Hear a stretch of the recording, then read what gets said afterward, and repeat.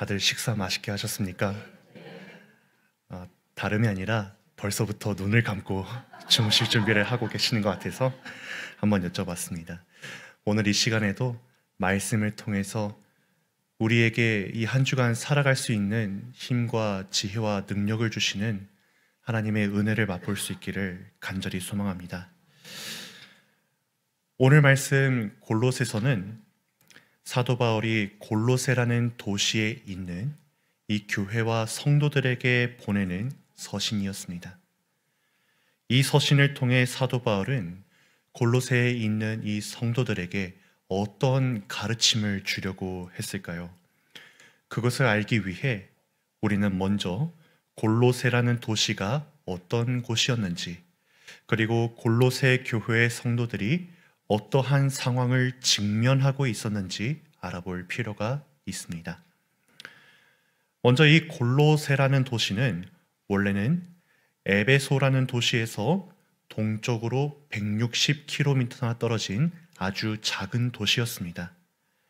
그렇지만 이 골로새는 지역적 특징을 잘 살려서 목축업에 주력했고 양모와 가죽으로 만든 제품을 수출하면서 도시의 경제 상황을 일으켜 세웠습니다.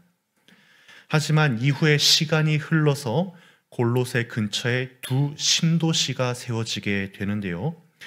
이렇게 상황이 변화되게 되자 투자자들은 양모와 가죽밖에 없는 이 작은 도시에 더 이상 돈을 대지 않게 되었습니다. 골로새 근처에 세워진 신도시의 이름은 바로 히에라볼리와 라오디게아였습니다.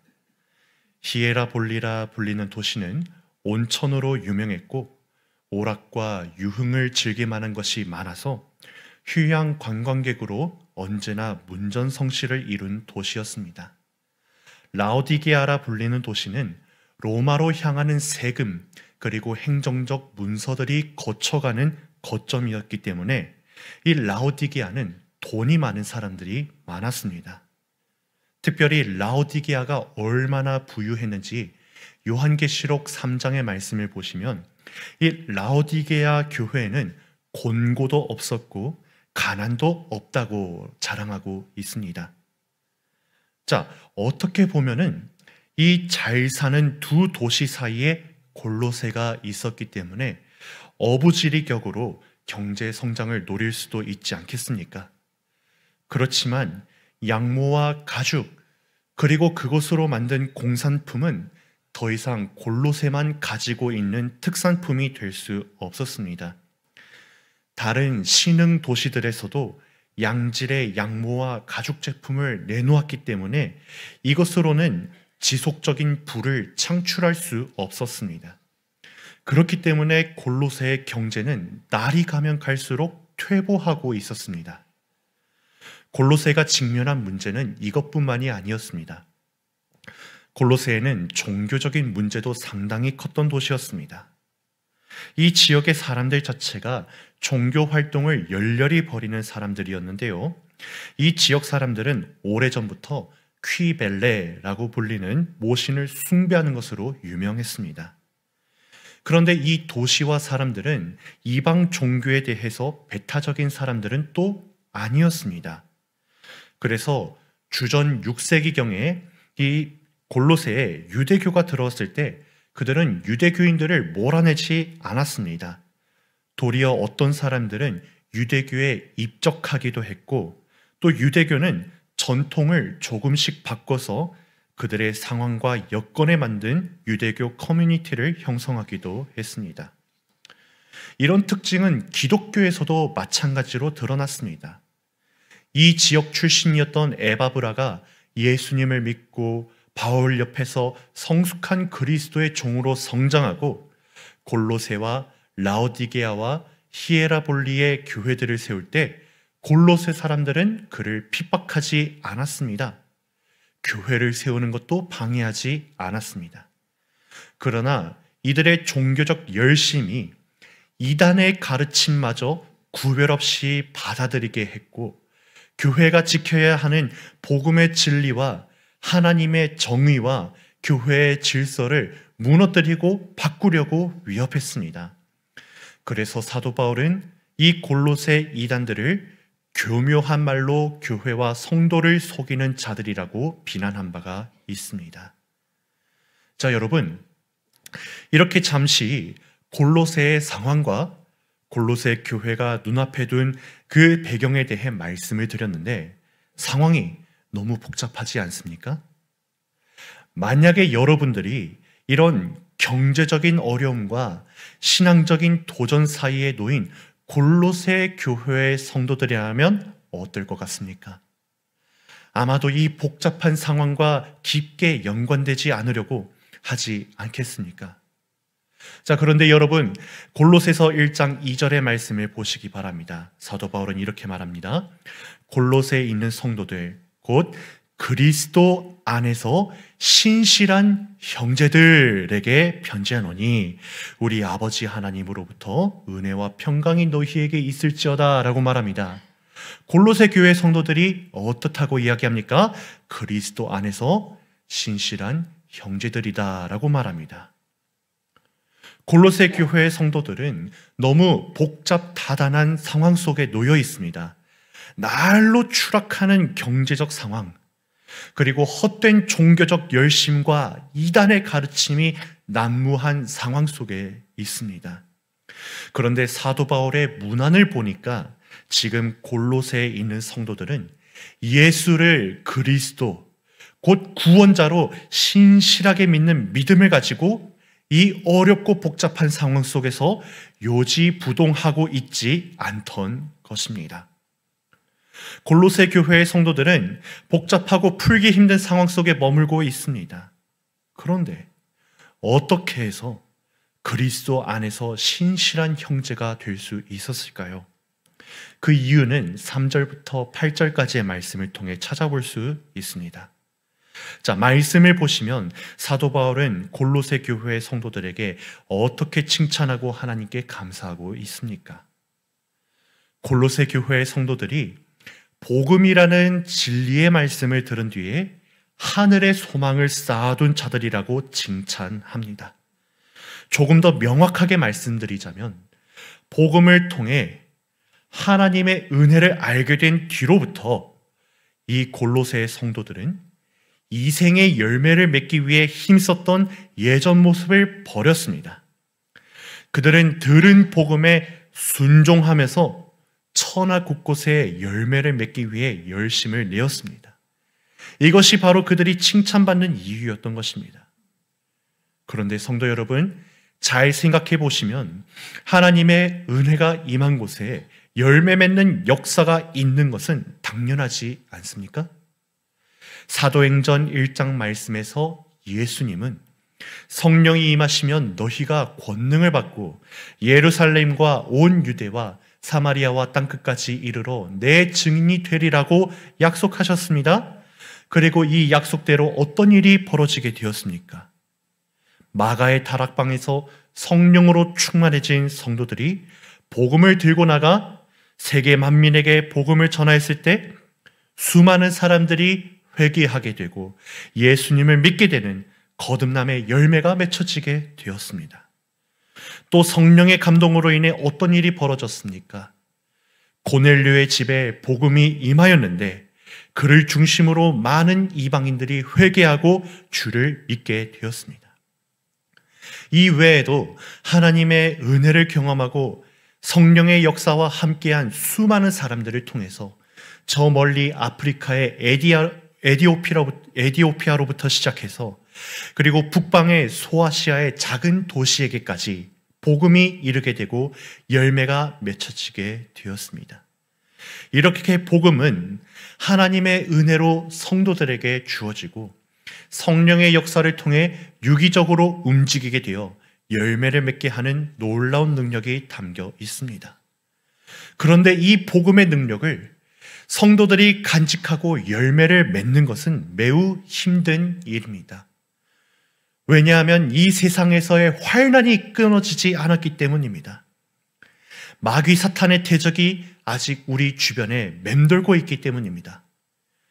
복음의 열매를 맺지 못하도록 가로막는 이 거대한 세력 앞에 성도와 교회들은 쉽게 무너지고 와해되고 있습니다. 오늘 우리도 그런 거대한 세력 앞에서 쉽게 무너져 있지 않습니까? 경제적인 문제, 직장의 문제, 나의 주변의 상황과 여건 같은 문제 때문에 믿음의 열매를 맺는 삶을 포기하고 있지 않습니까? 이 복음 안에 하나님의 어떠한 은혜가 있는지 알고 있어도, 이 복음 안에 예수님의 구원의 능력이 우리를 어떻게 변화시켰는지 알고 있어도, 이 복음 안에 변화의 능력을 성령이 어떻게 역사하셨는지 알고 있어도 우리는 우리들이 마주하고 있는 현실의 문제 속에서 지쳐버리고 견딜 수 있는 힘을 다 잃어버려서 무너져 있지 않습니까? 그리고 오늘 말씀의 골로새 교회의 성도들의 그 상황도 보십시오. 그들의 생업의 여건도 말도 못하게 무너져 내렸습니다. 더 이상 그들이 주력하고 힘썼던 축산업과 가죽 세공업으로는 먹고 살 수가 없습니다. 또 헛된 종교의 가르침이 교회에 틈타 들어와서 싸움과 분란을 조장하는데, 거기에는 나의 형제가 있고 나의 가족이 있고 나의 친구들이 있습니다. 그들도 복음의 능력을 듣고 알고 있어도 무너져 내릴 수밖에 없었지 않습니까? 하지만 오늘 골로새 교회의 성도들은 와해되지 않았습니다. 그리고 골로새 교회의 성도들은 믿음을 버리지 않았습니다. 오히려 그들은 칭찬을 받는 교회와 성도들이었습니다. 그들은 어떻게 현실의 문제와 사탄의 대적을 뛰어넘을 수 있었을까요? 그들은 어떻게 복음을 듣고 믿음 안에서 열매를 맺어갈 수 있는 힘을 얻을 수 있었을까요? 9절의 말씀이 이와 같이 말합니다. 이로써 우리도 듣던 날부터 너희를 위하여 기도하기를 그치지 아니하고 구하노니 너희로 하여금 모든 신령한 지혜와 총명에 하나님의 뜻을 아는 것으로 채우게 하시고 라고 기록되어 있습니다. 이 말씀을 그저 겉으로만 단순하게 지켜보면, 지금 사도 바울은 골로새 교회에 지혜와 총명이 부족하다고 말하고 있구나. 그래서 그들에게 지혜와 총명이 있기를 바라고 하나님의 뜻을 알기를 간절히 바라고 있구나 라고 생각할 수도 있습니다. 그러나 2절의 말씀을 기억해 보시기 바랍니다. 사도 바울이 골로새 교회 성도들을 어떻게 칭찬했습니까? 그리스도 안에서 신실한 형제들이라고 칭찬했습니다. 골로새 성도들은 지식이 없는 사람들이 아니었습니다. 골로새 교회 성도들은 총명을 잃어버린 사람들이 아닙니다.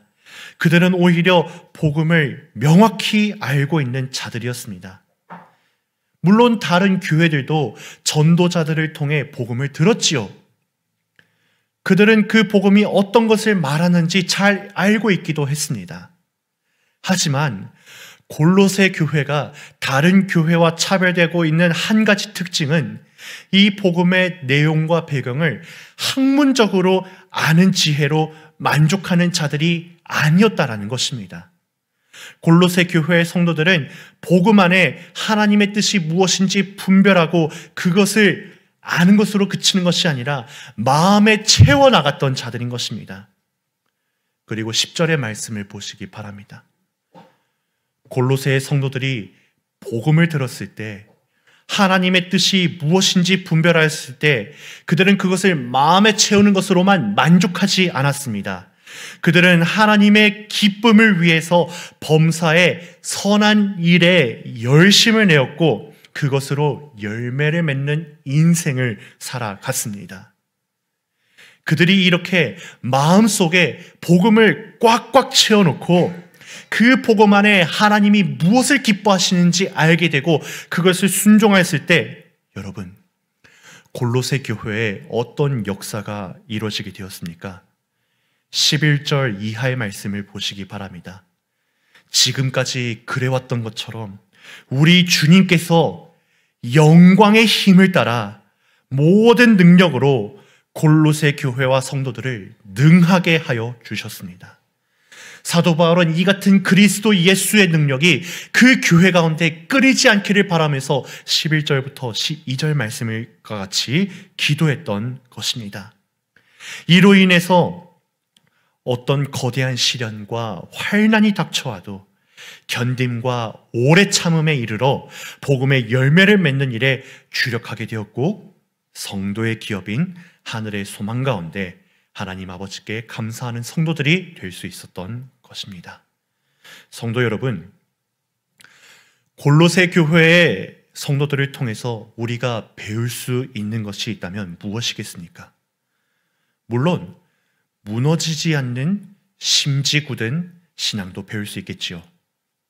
하지만 우리는 골로새의 성도들이 듣게 된 복음을 통해 하나님의 뜻이 무엇인지 분별하고 또 그것을 마음에 채워넣는 것을 배워야 하지 않을까요? 그리고 그것을 알고 마음에 채워넣은 것으로 만족하지 않고 그 가운데 하나님의 기쁨을 발견하고 그것을 이뤄가기 위해 힘써야 했던 것을 배워야 하지 않겠습니까? 때때로 우리는 하나님이 능력을 주셔야 우리가 하나님을 더 깊이 알 수 있을 것이라며 착각합니다. 그리고 우리는 하나님이 우리 마음의 만족을 채워주셔야 우리도 하나님의 기쁨을 이뤄드릴 수 있다고 교만하게 대응하기도 합니다. 그렇지만 오늘 말씀의 골로새 교회의 성도들을 통해 알 수 있는 사실은 그런 것은 틀렸다는 것입니다. 지금 우리가 마주하고 있는 현실은 결코 녹록하지 않습니다. 하지만 우리는 또 다른 어떤 현실을 경험한 자들입니까? 이 땅에 오신 예수님을 구세주로 믿었을 때 우리를 구원하시고 사망에서 생명으로 옮기신 하나님의 은혜와 능력을 경험하였습니다. 이 은혜 안에서 하늘의 상급을 소망하게 하신 성령의 감동과 은혜를 경험하였습니다. 이 확실한 경험이 우리의 현실에 다가와서 우리로 하여금 이 세상에 우리의 소견을 두고 살지 않게 하고 하늘의 소망을 품고 살게 하고 있는데, 우리는 왜 그 하늘의 소망을 바라보지 못하고 무너져 내려버리고 있습니까? 이때 우리에게 필요한 것은 우리에게 찾아왔던 복음의 은혜와 진리를 기억하는 것입니다. 그리고 그 복음 가운데 있는 은혜의 능력을 떠올려 보는 것입니다. 하나님의 능력이 우리를 어떻게 변화시켰는지 되짚어 보는 것입니다. 13절부터 14절 말씀을 통해 사도 바울이 이 골로새 교회의 교인들에게 무엇을 전달하는지 보시기 바랍니다. 그가 우리를 흑암의 권세에서 건져내사 그의 사랑의 아들의 나라로 옮기셨으니 그 아들 안에서 우리가 속량 곧 죄사함을 얻었도다 라고 가르칩니다. 사도 바울은 골로새 교회가 지금까지 복음의 진리 안에서 하나님의 능력과 은혜를 잃지 않고 신실한 그리스도의 백성으로 남아 있었다는 것을 잘 알고 있습니다. 그렇지만 그들이 에바브라를 통해 들었던 복음의 진리를 다시 가르침 받아야 하는 것을 알고 있었습니다. 왜냐하면 하나님이 그들에게 주셨던 은혜와 능력이 있어야 그들이 무너지지 아니하고 하늘의 소망을 바라보기를 포기하지 아니하고 믿음으로 믿음에 이르는 삶을 살게 될 것을 알고 있었기 때문입니다. 로마서 1장 17절 말씀을 읽어드리겠습니다. 복음에는 하나님의 의가 나타나서 믿음으로 믿음에 이르게 하나니 기록된 바 오직 의인은 믿음으로 말미암아 살리라 라고 기록되어 있습니다. 복음을 다시 확인하는 성도들은 이 땅에 속한 것들 때문에 두려워하지 않게 되고 믿음으로 믿음에 이르게 되는 역사를 경험하게 됩니다. 그들은 의인으로 세워져 갑니다. 그러므로 사도 바울은 골로새 교회의 성도들이 복음의 능력 가운데 잘 세워져 가고 있었지만 다시 한 번 더 하나님이 이 땅에 아들 예수님을 보내셔서 죄와 사망의 권세에서 우리를 구원하시고 하늘나라로 옮기신 복음의 진리를 상기시켜서 믿음 위에 더 굳건히 설 수 있게 하였던 것입니다. 지금 여러 환경과 상황 속에서 믿음과 현실을 두고 고민하는 성도님들이 계십니까?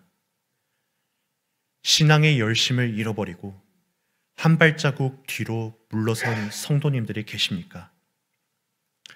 이제 다시 복음의 진리에 귀 기울여 보시기 바랍니다. 그 진리의 말씀을 들음으로 우리에게 찾아오셨던 구주 예수님의 십자가 지심을, 그 보혈의 능력을, 그 이면에 있는 하나님 아버지의 크고 놀라우신 사랑을 기억해 볼 수 있기를 바랍니다.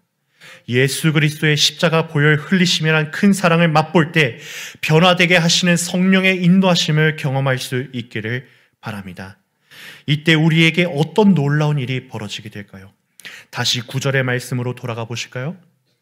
신령한 지혜와 총명에 하나님의 뜻을 아는 것으로 채워지게 됩니다. 이것으로 인해 하나님을 기쁘시게 하는 선한 행실과 열매와 지식이 우리 안에서 자라나게 되고 하나님께 영광 올려드리게 되는 우리 삶이 만들어지게 됩니다. 말씀을 정리하겠습니다. 사도 바울은 어떤 현실의 문제와 여건들 속에서도 무너지지 않았던 신실한 형제들, 골로새 교회의 성도들을 칭찬합니다. 그리고 그들이 그리스도 안에 있었기 때문에 복음의 진리를 아는 것으로 멈추는 것이 아니라 마음에 담아서 그 가운데 하나님이 기뻐하시는 뜻을 분별하여 할 수 있도록 삶으로 내비쳤기 때문에 그것이 가능했음을 정리합니다. 이렇게 복음의 열매를 맺기 위해서 힘쓸 때 하나님께서 영광의 힘과 능력으로 그들을 더 견고히 믿음의 터전 위에 세워질 수 있게 하셨고 선한 일을 꾸준히 할 수 있도록 도와주셨다는 것을 알게 하였습니다. 오늘 우리도 어떤 현실 속에서도 무너지지 아니하는 신앙을 세우기 위해 복음을 마음에 새기며 열매 맺는 신앙을 만들도록 힘을 씁시다. 복음의 능력을 주신 주님께서 또한 범사에 합당하게 행하는 우리를 도와주시는 그 은혜의 현장을 경험합시다.